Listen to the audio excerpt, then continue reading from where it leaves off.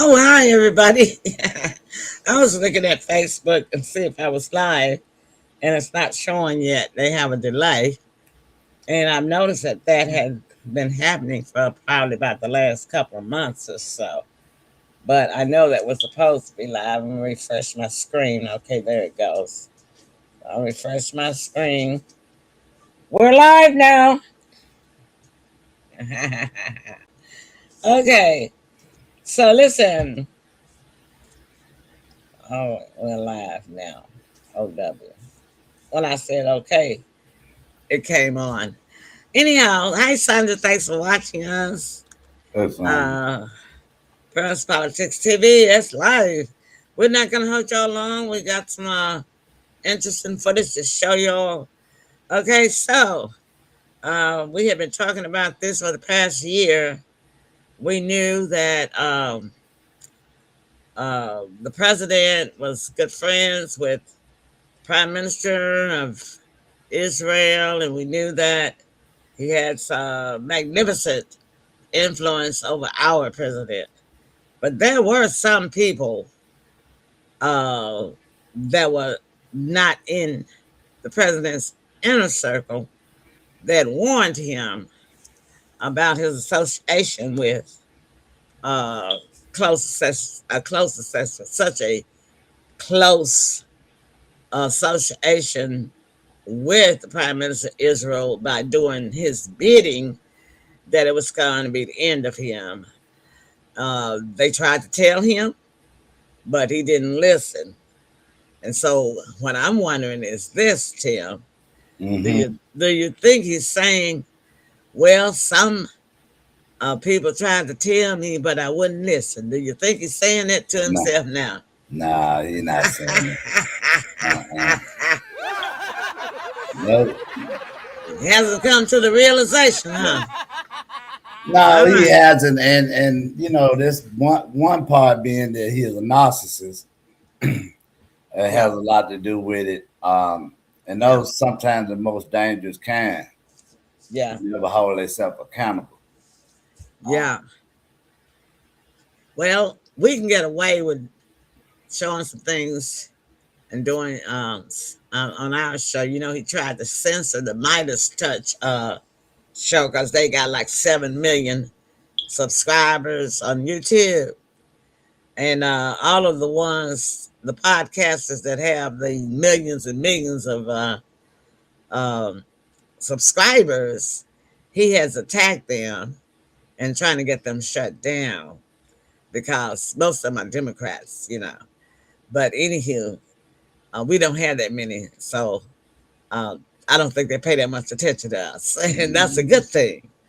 So we have some footage for y'all that we're gonna show because on the mainstream media, what all of y'all have been seeing is what Israel has done to Iran, the damage, and that's all that they talk about at the White House: the damage and the destruction, the decapitation, and blah blah blah blah blah.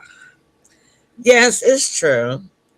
Iran has suffered some significant damage. But what they don't show you and don't tell you is that Israel is just as bad. They're suffering just as much damage. So we got some footage and some things that we're going to show y'all tonight so you can see the even Steven, because like I've always said, and like I've always believed, and I will always believe to my dying day, it's always two sides of the story. And if you only believe one side, then you easily become somebody's puppet and you are easily brainwashed. So it's always best to get both sides of the story and make your own decision. That way, you can make an educated conclusion of what really happened or what is really going on, right? mhm. Okay, so the first one I want to show y'all is well, you know what? I don't have them labeled. So let's just see what it is and we'll come in after. So here's the first one. Tensions are erupting along the Israel-Lebanon border, where the conflict has surged into a new and dangerous phase. Hezbollah now claims it has launched a powerful ambush against Israeli forces deep in southern Lebanon.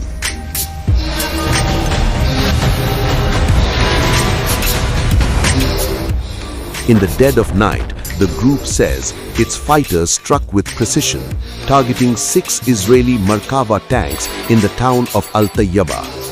Guided missiles, rockets and heavy artillery rained down on armored units in the Baidar al-Fuqani area, turning the front line into a flashpoint of intense combat.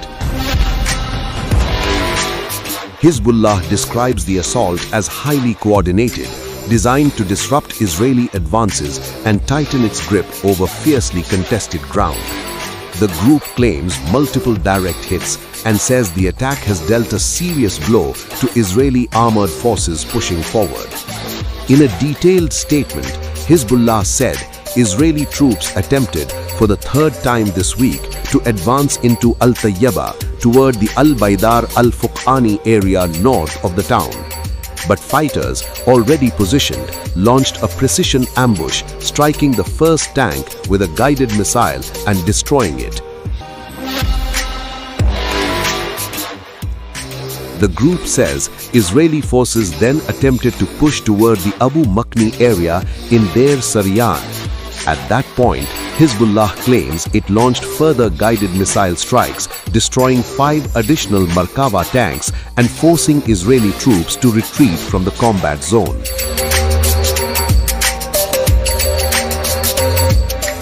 As the situation escalated, the Israel Defense Forces reportedly deployed military helicopters to evacuate wounded soldiers under heavy fire and smoke cover. Hezbollah claims it then targeted the evacuation zone itself, launching successive rocket and artillery barrages to intensify the assault. The group also expanded its operations beyond the battlefield. It says fighters carried out coordinated rocket strikes on Israeli settlements and military positions across northern Israel. Multiple salvos were fired toward Kiryat Shmona, along with strikes targeting troop gatherings and military sites near the border. Hezbollah says these operations are part of its ongoing campaign in defense of Lebanon and its people, as cross-border hostilities continue to escalate. With armored clashes intensifying, aerial evacuations under fire, and rockets striking deeper into Israeli territory, the northern front is rapidly emerging as a critical flashpoint in the widening regional conflict. Hezbollah has intensified its attacks on Israel amid the ongoing Iran war and announced Operation Khaybar 1, striking deeper into Israeli territory. Explosions lit up the night skies over southern Lebanon as Hezbollah launched a relentless rocket barrage on Israeli targets. Under Operation Khaybar 1, the Iran-backed group said it is targeting Israeli settlements and military sites in northern Israel. Kiryat Shmona, Nahariya, and areas around Safed are among the worst hit. The group also said it is targeting Israeli soldiers near the Lebanese border and striking IDF bases as well as naval and air facilities using missiles and drones. Hezbollah joined the widening Middle East conflict after the United States and Israel launched strikes on Iran on February 28th, killing top leaders including Ali Khamenei and other senior political and military figures. Meanwhile, Israel's counter-strikes against Hezbollah have been intense. The Israeli Defense Forces carried out a strike on a building in Bashura, a neighborhood in central Beirut. The Israeli military claimed that Hezbollah had stored cash inside the 15-story building.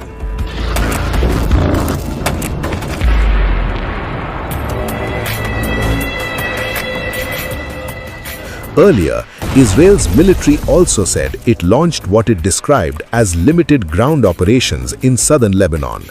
It issued evacuation warnings for residents of towns near the Zahrani River and the Tyre area, urging them to move north immediately.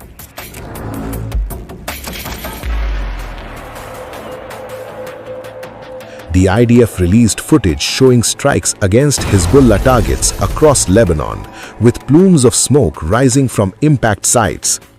The strikes targeted military vehicles, infrastructure, and individuals described by Israel as Hezbollah operatives. Earlier, the Israeli army said its 91st Division had launched limited and targeted ground operations against Hezbollah strongholds in southern Lebanon. The intensifying assault has killed at least 912 people in Lebanon, including 111 children, and wounded more than 2,200 since Israel launched its offensive on March 2nd, according to Lebanon's health ministry. More than 1 million people have been displaced from their homes. The United Nations has warned that Israeli attacks on residential buildings and civilian infrastructure may constitute war crimes under international humanitarian law.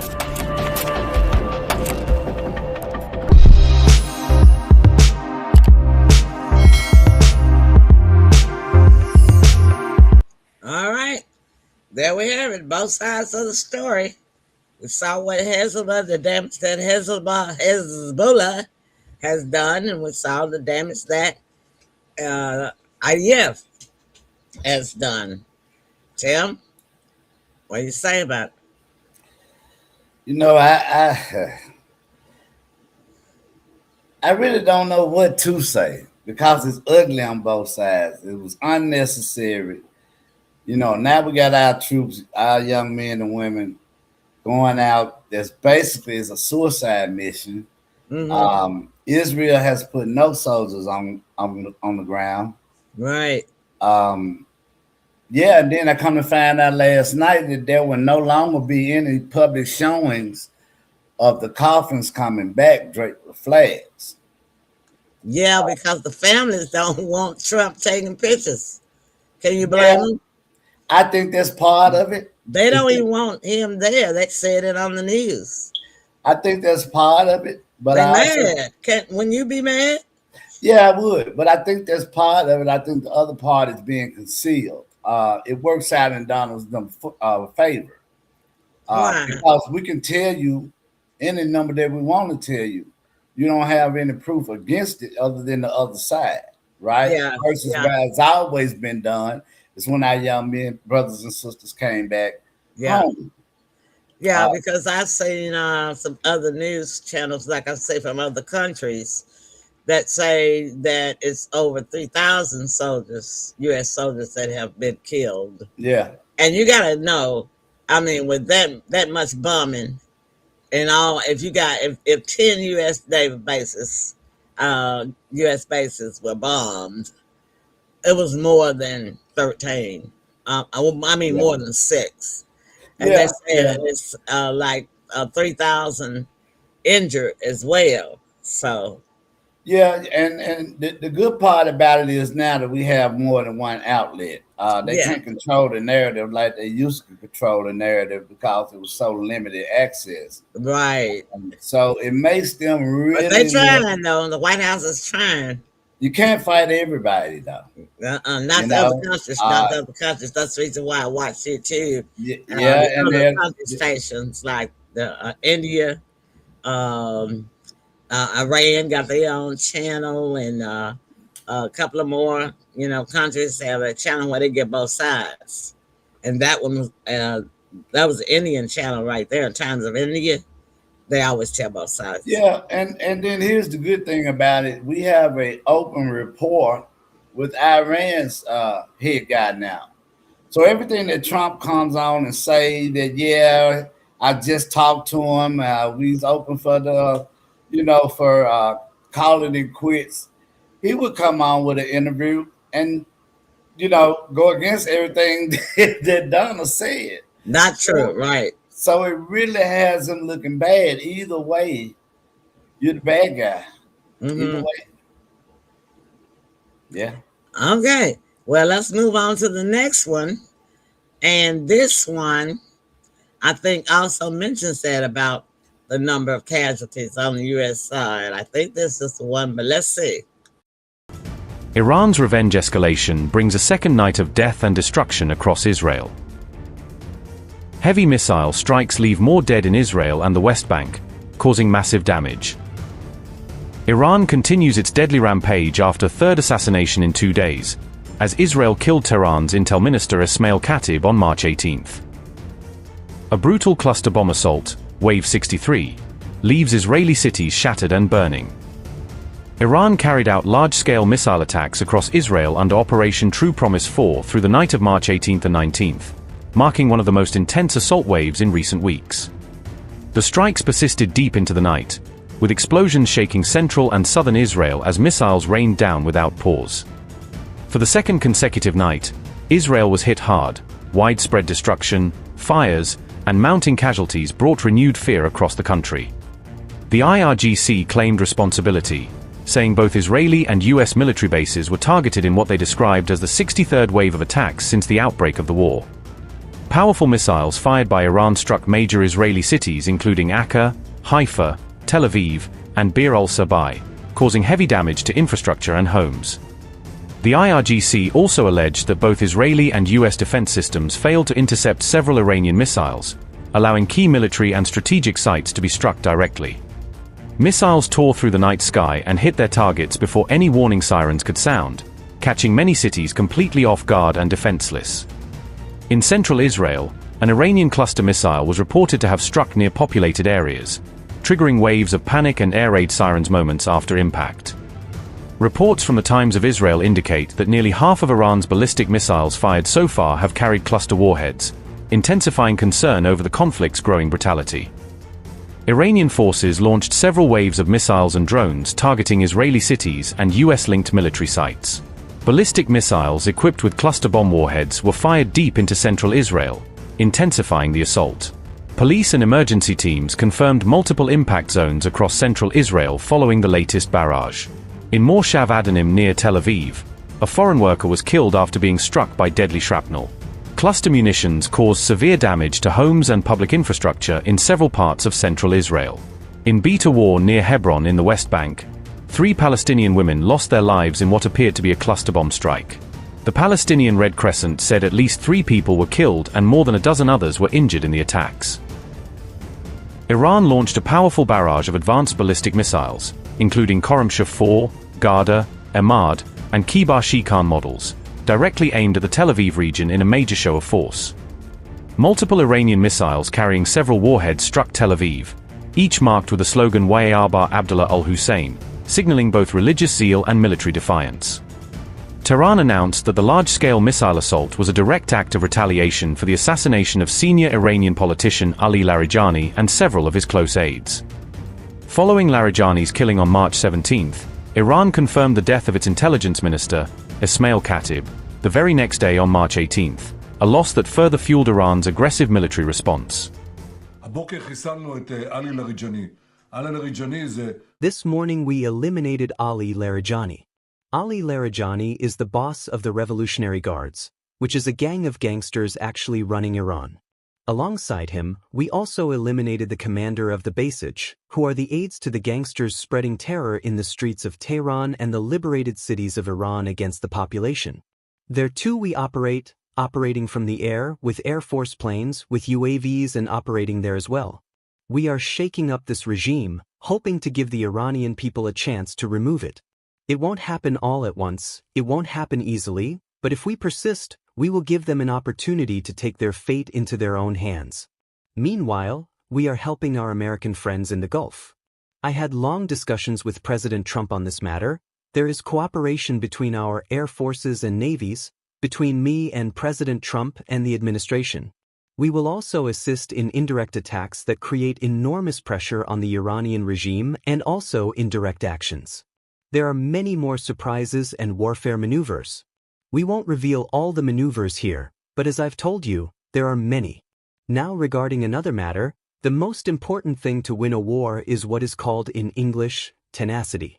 And in Hebrew, determination. Determination, determination, determination. Determination of the leaders, determination of the commanders, determination of the people. We are determined to win and we will achieve these things. I ask you simply to ignore the channels of despair. We are achieving historical achievements. With God's help, we have reached a situation that after October 7th, which was a precipice, we are now a mighty power, almost global, with an ally that is the global power fighting shoulder to shoulder. This is already a tremendous achievement against all the threats that will come to us. Which other country has these capabilities? All here are attacked, and who has these strengths? Ours, of the alliances, of the IDF, of the Air Force, and of a strong people. So stay strong. And I want to tell you, we will also help you. Regarding compensations, I instructed to present you the outline and also to expand the outline, to help the North and to help all who are in need, as we have already done in the past with the people of ceasefire, as we did previously with COVID-19, we will do it even more this time. בעבר, בעם תל אביב, כפי שעשינו קודם לכן בקורונה, נעשה את זה ביתר שאת הפעם.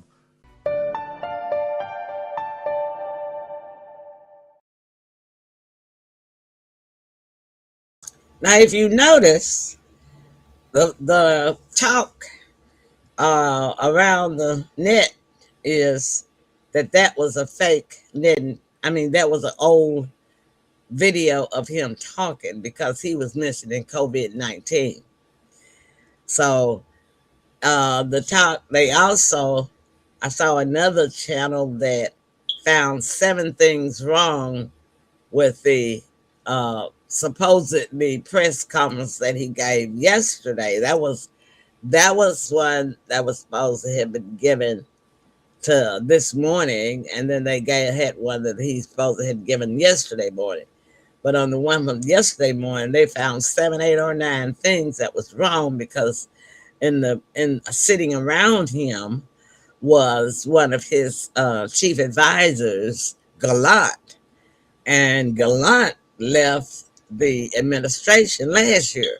So there was no reason. They said that was the most one that I knew. I knew time I saw him, both of them, that they were old, because, you know, I watched it constantly every day from the very first day of October the 7th for almost 2 years, until it made me physically and mentally ill.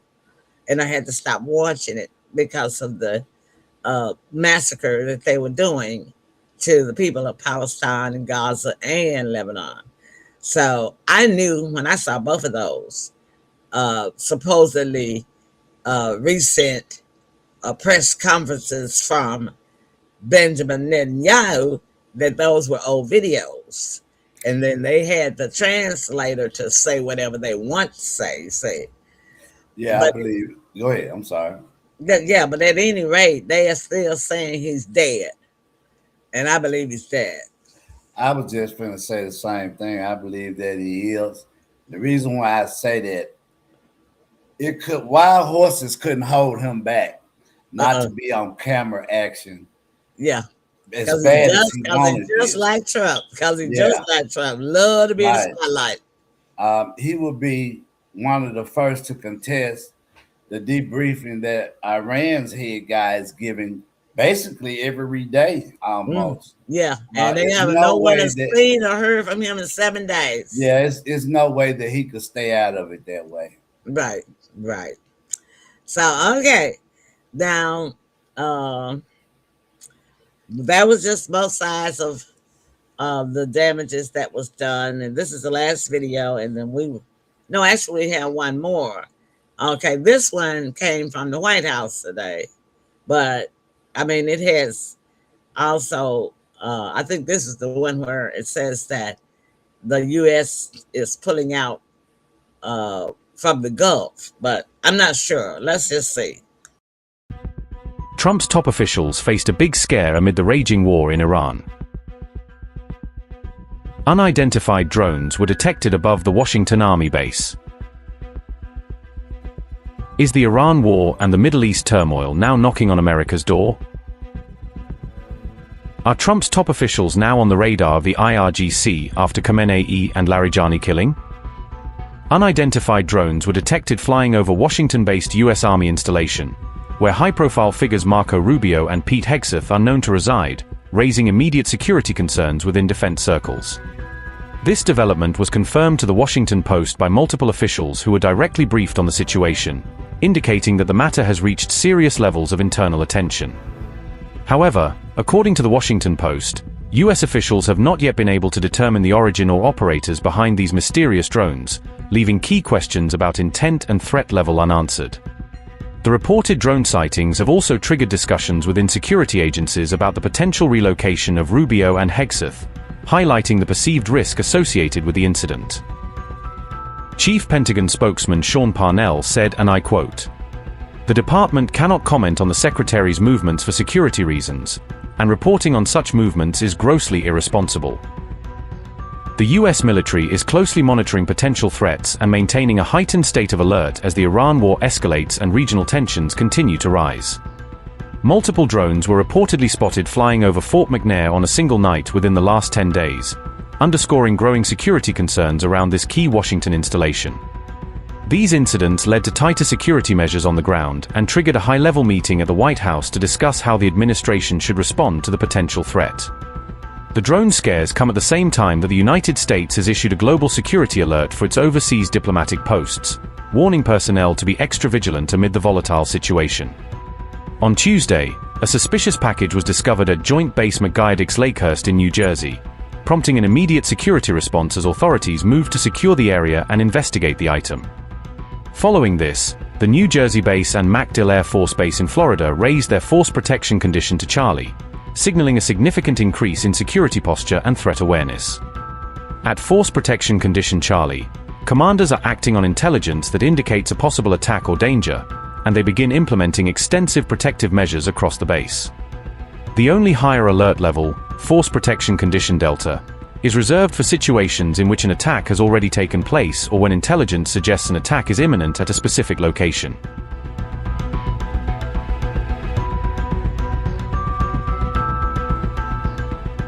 Serious doubts are now being raised over Washington's claim that only 200 American personnel have been affected in the war against Iran, with fresh intelligence suggesting US casualties may be far higher than officially acknowledged. A senior Iranian official spoke to state-run outlet Press TV in a report dated March 17th, offering rare and detailed insights into what Tehran believes is the true scale of US losses. This source shared internal estimates of the damage inflicted on American forces during just the first week of the conflict, outlining a picture of heavy casualties and major equipment losses. According to the official, extra-regional intelligence partners provided Iran with an independent assessment of America's battlefield losses, helping Tehran cross-check its own figures. The most significant finding in this assessment was a severe depletion of air defense stockpiles for both the United States and Israel, raising concerns about their ability to sustain a prolonged conflict. These intelligence reports claim that at least 200 US military personnel were killed and more than 3,000 wounded in the war's opening week alone, far exceeding numbers cited in public American statements. The official further alleged that the United States lost around 150 missile launch platforms and 23 Patriot air defense systems in Iranian strikes and follow-up engagements during that same period. It was also revealed that a total of 37 US aircraft and helicopters were destroyed, suggesting significant damage to American air power and operational capabilities in the region. The information provided by the senior Iranian official directly contradicted a widely circulated American media narrative, highlighting a growing information war over the true cost of the conflict. A report by the Washington Post on March 16 had claimed that roughly 200 US troops have been wounded so far, a figure that falls dramatically short of the casualty estimates coming out of Tehran. Officially, the US military has confirmed that 13 American troops have been killed so far in the Middle East theater, as the war with Iran grinds into its next phase. Earlier in the conflict, a drone strike on a tactical operations center in Kuwait on February 28 killed 6 US personnel, marking one of the deadliest single incidents of the war to date. A 7th American soldier later died from injuries sustained in a separate attack at Prince Sultan Air Base in Saudi Arabia, further adding to the growing US casualty toll. Just last week, 6 more American service members were killed when a KC-135 refueling aircraft crashed in Iraq while supporting operations linked to the Iran war. US Central Command has insisted that the crash was the result of an in-air incident involving another aircraft, and has stressed that the loss was not caused by either hostile or friendly fire. Meanwhile, on March 17, the US president openly admitted he had not anticipated relying on military force to this extent in his second term, acknowledging a level of deployment he hadn't foreseen. We have an unbelievable military. We have the most powerful military in the world, and people see that. I rebuilt it in my first term, and I didn't know I'd have to use it so much in my second term. But the men and women of our military, I pay them my highest love and compliments. So we did a little excursion, and we're way ahead of schedule, as you probably noticed. And we've had, we knocked out their Navy, their Air Force, their anti-aircraft equipment, their radar, and their leaders. It's been amazing militarily, but it's something that had to be done. Unfortunately, I say, we don't do it with glee.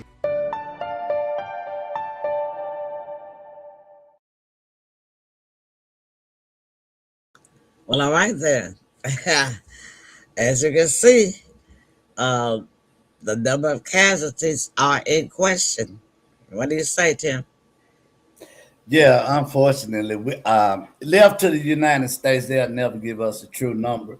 However, like I stated earlier, we have other resources and other outlets that will give, if not the actual number, close to whatever it is. But I also heard this, a lot of these young soldiers are doing a lot of pushback. They're saying that they're not going to fight for Israel's war. That's right. And I commend them for that because, like I stated, that is just, I can't even think of a worse suicide mission to do than something like that. Yeah. You know what I mean? You Another want to be the first one. Vietnam. Yeah. It's exactly what it is, just like that. Mm-hmm. Well, all right. Our last video for tonight. And I kind of don't remember what is on this one, but I know it's some good information. So let's take a look at it. We'll make comments after it.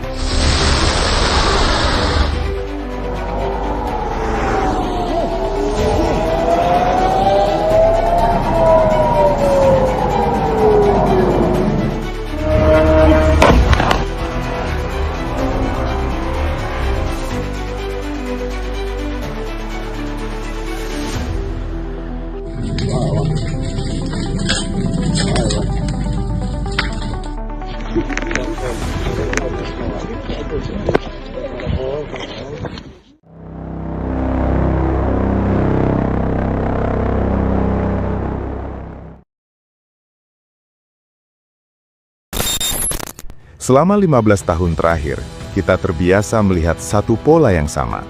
Setiap kali konflik Timur Tengah memanas, gambarnya selalu sama. Gedung bertingkat di Gaza runtuh.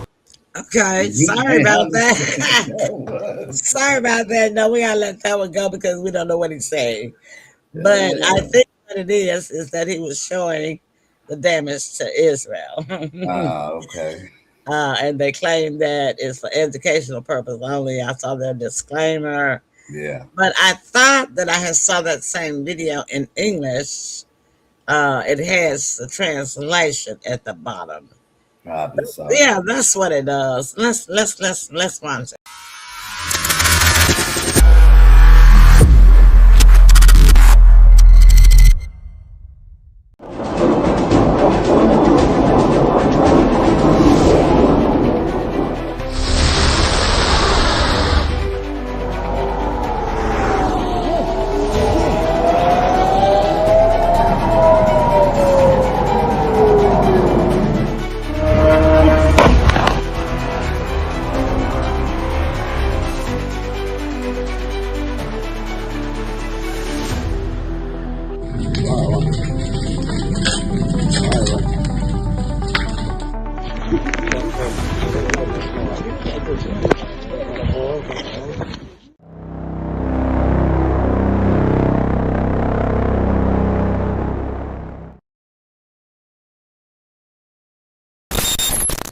Selama 15 tahun terakhir, kita terbiasa melihat satu pola yang sama.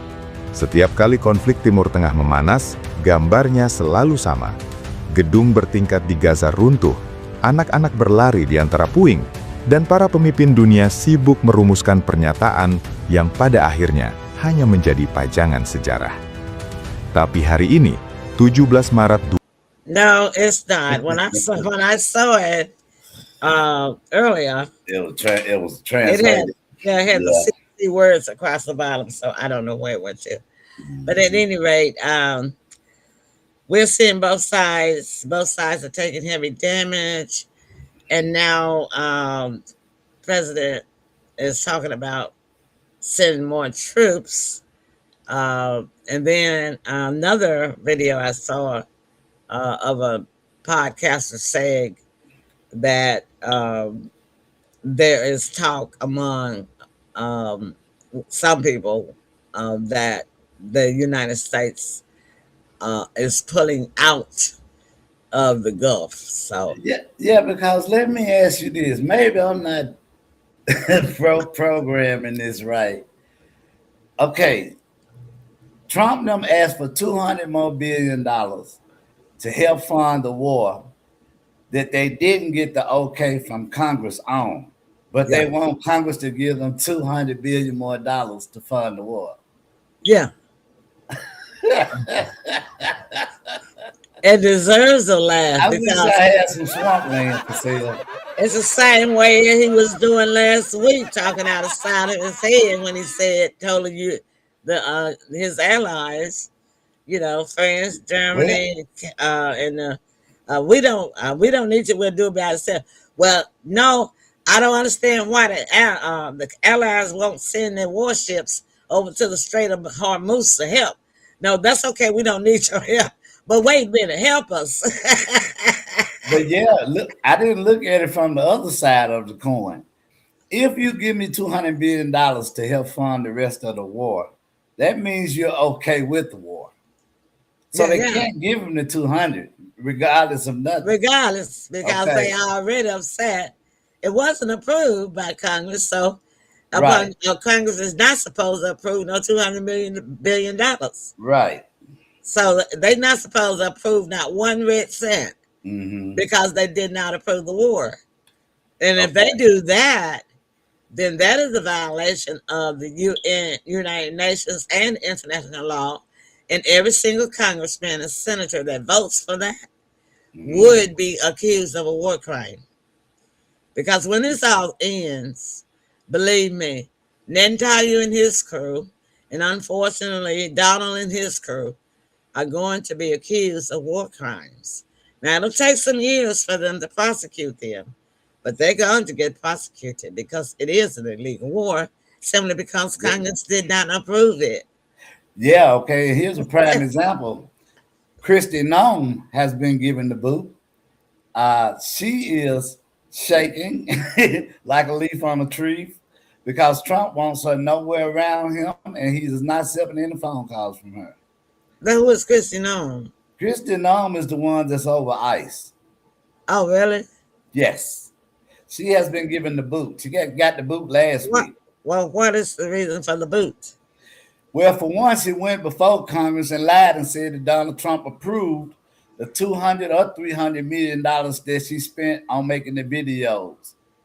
Oh, I remember that now. Yeah, okay, the TV lady. Yes. Been on all the talk shows. Yes. The big shows. Okay, I know what you're talking about. So all of the crimes that she have been okay.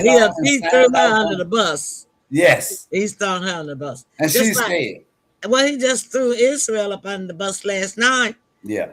And claimed that he did not know, and the United States did not know, that Israel was going to blow up the oil field in Iran. Yeah. And because the Iran already told them on February 28th, on March the 1st, rather, that if an attack came to their oil field on their soil from Israel or the United States, this is what we're going to do.